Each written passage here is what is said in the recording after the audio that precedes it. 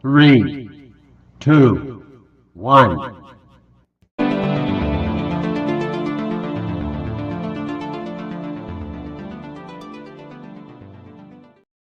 Hey, and welcome to the Fantasy Football Happy Hour podcast. It is not Sunday, it is Wednesday.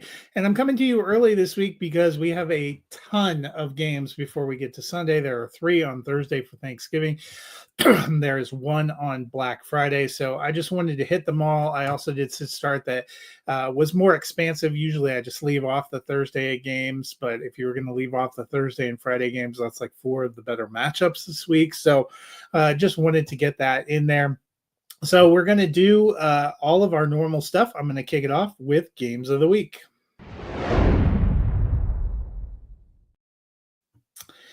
And, games of the week, there are a lot of interesting games going on this week. And that kicks off with the Thursday games. 3 good Thursday games. All of them are going to be pretty watchable and should be quite a bit of fun. So we will see how it all kind of shakes out. The first of those games, a rematch of the Packers and the Lions. That should be a good one. The night match, the return of Joe Burrow. I don't know why the Bengals want to bring Joe Burrow back, considering that they're pretty well out of it, but they have decided that they do. But the game I want to highlight from Thanksgiving Day is actually the middle game, and that is the 6-5 Kansas City Chiefs at the 5-5 5-5-1 Dallas Cowboys. This is essentially going to serve as something of an elimination game because both these teams sitting in 10th place in their respective conference. I would wager a single loss by either of them could very well effectively end their run to the playoffs. So I think this one has big stakes. Big stakes for the Black Friday game, too. The 8-3 Chicago Bears, who are leading the NFC North, at the 8-3 Philadelphia Eagles, who are leading the NFC East. A battle of division winners. You don't always get that in those Black Friday games. 2 teams also that have leaned on some defense and some good luck winning in some ugly ways. Who is going to come out on top here? That should be a spot of fun. Turning to Sunday's games, well, the Sunday early slot game, the one that works, that I'm most excited to see is the Indianapolis Colts kind of diving in against the Houston Texans. Both of these teams are really fighting for a playoff spot. It should be a very interesting matchup. The Texans back to 6-5. They have won 3 straight with Davis Mills, but it's likely going to be CJ Stroud. The Colts, meanwhile, a tough loss in Kansas City. They really need to get this win at home. In the afternoon window, it's another couple of teams fighting for playoff spots. If the playoffs started today, the Bills at 7-4 would just make it in as the 7th seed. The 6-5 Steelers would be just out at either the 8th or 9th seed. They are tied with the Texans and the Chiefs record-wise, and now they are in second place in their own division behind the Baltimore Ravens, who've come back from a 1-5 start. Both these teams really needing wins, both coming off of ugly losses last week. Only one can get it. Sunday Night Football, the Denver Broncos in Washington to battle the Commanders. This would have been a heck of a matchup down the stretch last year. The Commanders beat up, have really faded away. They're 3-8. They're not really playing for anything. But the Broncos are 9-2. They are leading the AFC West. They really need to keep winning to keep pressure on the other teams. They want to get to 10 wins to catch New England.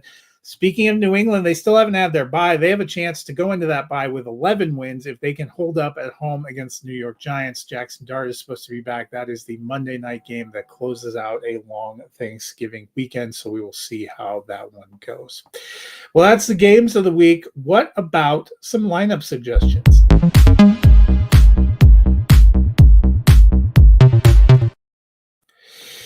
So last week was an interesting week for my predictions. My start suggestions, I called for Drake May at quarterback, Breece Hall at running back, Devontae Adams wide receiver, and Juwan Johnson at tight end, and all of them made their mark. May and Johnson were QB 12, tight end 12, so it was a little bit close, but Devontae Adams wide receiver 8, running back 15 for Breece Hall, so 4-0 there. But it turns out I lit a fire under Chase Brown and Darnell Mooney, two of my sit suggestions. My other sit suggestions, Tyrod Taylor at quarterback and K. Dot at tight end, did not make the mark. So those were hits. But Brown went for more than 100 yards on the ground against the Patriots. Who would have thought it? Darnell Mooney had a big game with no Drake London and Kirk Cousins coming back. He finished as wide receiver 16. So 2-2 in sits, 4-0 in starts, 6-2 overall. Not too bad. What about this week? As always, I picked one sit and one start at each of the four major positions. At quarterback, I'm starting Josh Allen. Look, I know he had a rough game against the Texans. He looked really bad. 2 interceptions, no touchdowns. He sacked 8 times. It just wasn't encouraging. It was also a middling to poor fantasy performance, and now he's on the road against the Steelers. In the past, this would have been a red flag, but this Steelers defense isn't incredible. I think Allen's going to be back to normal in a game that the Bills have to have. But my sit comes on Thursday night, and that is Lamar Jackson of the Baltimore Ravens. Did you know in the 3 games since his return, Jackson is just quarterback 21? He's only averaging 10 points per game. Yes, it's an attractive matchup this week against the Bengals, but Jackson just doesn't look himself. He's also not running, and the passing volume just hasn't been impressive. Could he explode here? It's certainly possible, but I'm not banking on it. I do not think he is a top 12 option at quarterback this week. How about running back? Well, I'm going to Jacksonville, and I'm taking Travis Etienne. The Jaguars are in the thick of the playoff hunt. They have 8 wins, and they've been playing strong. Much of that due to Etienne. He is running back 12 on the season and frequently has been the best part of that Jaguars offense. This week, the team faces a poor Titans team. I expect Etienne to continue to eat. He is a great start.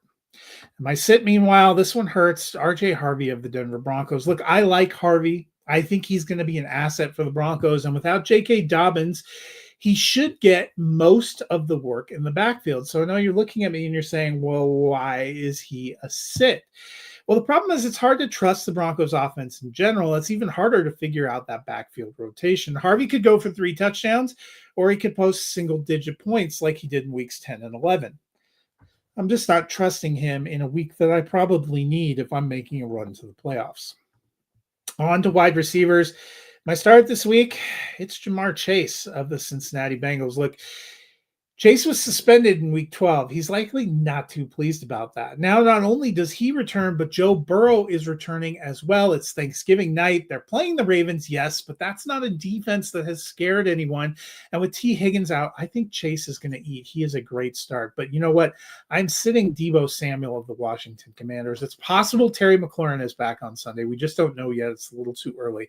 It's also possible the Commanders play Jaden Daniels, though. I think that seems a little less likely. They're definitely going to be playing the Broncos defense on Sunday, and the Broncos have been shutting people down. Samuel isn't likely to overcome that. He's a good player, but this is a terrible matchup. He is a sit for me. On to tight end, and I'm going in on Brock Bowers. It's been a rough few weeks, a lot of up and downs for Bowers and for the entire Raiders, but he's the best part of their passing offense. And look, I realize that hasn't been good either, but it's quite possible they get a bump this week after dismissing Chip Kelly. Either way, they're on the road against the Chargers, and they'll need some points. I like Bowers for fantasy, but I am sitting Kyle Pitts of the Atlanta Falcons. Look, he's had some decent moments in 2025, but like the rest of his time in the NFL, it just hasn't been consistent. Now, with Cousins back and Ian and Drake London possibly set to return, he's hardly a lock for targets. He could go off, but I'm not trusting a player that's had just 4 double-digit games all year. He is a sit for me. So that is my sit starts for week 13. A crucial week. We have all 32 teams back in action this week. 16 big games. Next week, the last week for buys. And we kind of turn toward December football. So a big week. Let's end with some picks against the spread. Last week, I was a little bit better, 8-6. That has me sitting at 84-94 going into this week. On Thursday, I'm taking the Detroit Lions minus 2.5 at home over the Packers. I think they get the win. I am taking the Dallas Cowboys plus 3.5 at home over the Kansas City Chiefs. How about them Cowboys? I'm taking them for the outright win as well. I'm taking the Cincinnati Bengals plus 7.5 on the road in Baltimore. I think the Ravens will get the win. I think that is too many points. On to Black Friday. I'm taking the Chicago Bears plus 7.5 on the road in Philadelphia. Another game where I think the Eagles will get the win. I think that's too many points. On to the Sunday games. I'm taking the 49ers -5.5 in Cleveland against the Browns. I think the 49ers will get to 9 wins. I'm taking the Tennessee Titans +6.5 at home against the Jaguars. I think the Jaguars will get the road win, but just too many points. I'm just not all in on that. In one of the big matchups, I'm taking the Houston Texans +3.5 on the road in Indianapolis. I think the Colts will win, but I don't think it's going to be by more than a field goal. Taking the Miami Dolphins -5.5 at home against the New Orleans Saints. It is amazing to see the Dolphins. They could potentially be 5-7. They are kind of riding the ship a little bit, which probably leads to them running it back with Mike McDaniel and Tua Tagovailoa next year.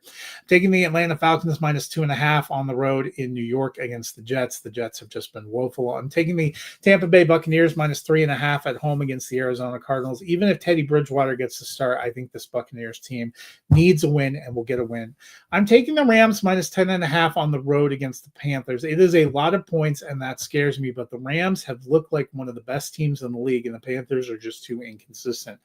I'm taking the Seattle Seahawks -10.5 at home against the Minnesota Vikings. Same thing.